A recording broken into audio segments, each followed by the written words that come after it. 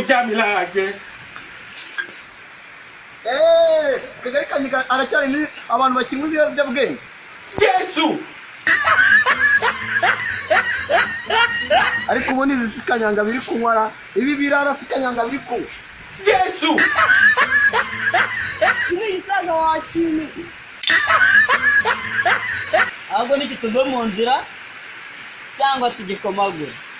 Yenda ndagikoma bandi. Ariko mwanzererezi, umwe agitifu mukamufata nk'ikariso, murabona ndi kariso mwambara imbere y'imyenda yayo.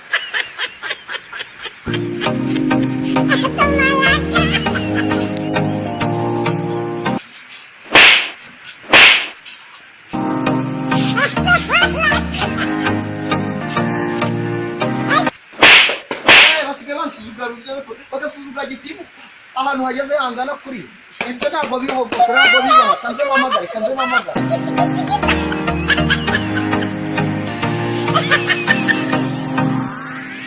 alo ikwipo istuvuga alo ikwipo istuvuga umfashe cyangwa bibiri biri kumakanya mu kagari kaje kandi bikona byangwe nk'amavuna 5 ya kanyanga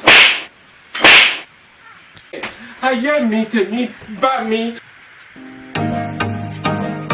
Ese tugatwanya gusa iki kintu cyitwa ngo ni cyo. Nje ndagikwana.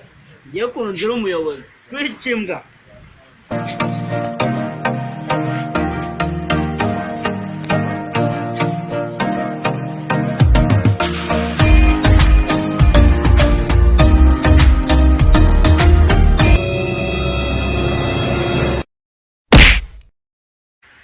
Ayiwe.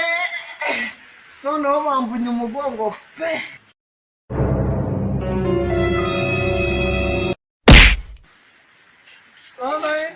Barazimenyewe.